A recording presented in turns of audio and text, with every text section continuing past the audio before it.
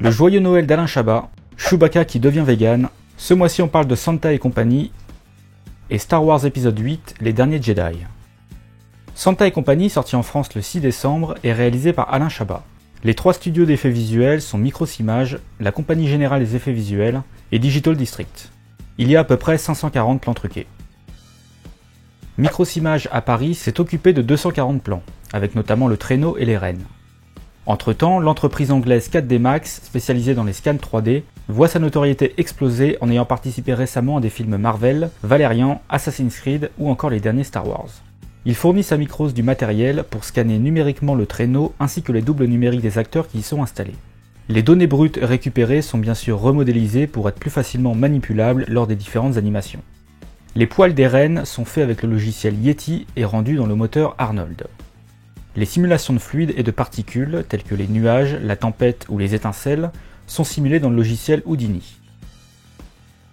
Micros s'est également chargé de recréer virtuellement toute l'avenue des Champs-Élysées pour une course-poursuite, avec une attention particulière portée aux arbres et surtout aux voitures qui sont les éléments les plus proches et les plus visibles.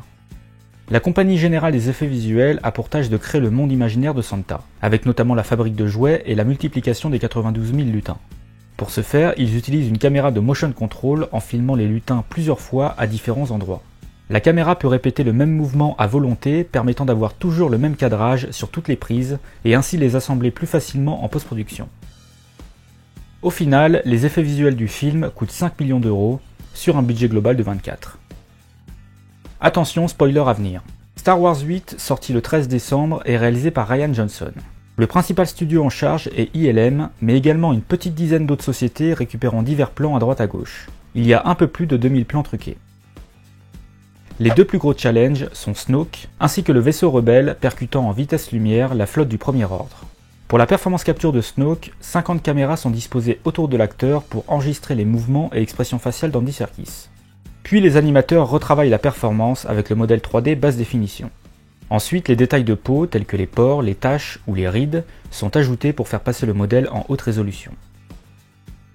Nous découvrons le renard de cristal appelé le Vulptex, qui est un mélange d'animatronique et surtout d'images de synthèse, dont la version 3D provient d'un scan du modèle réel.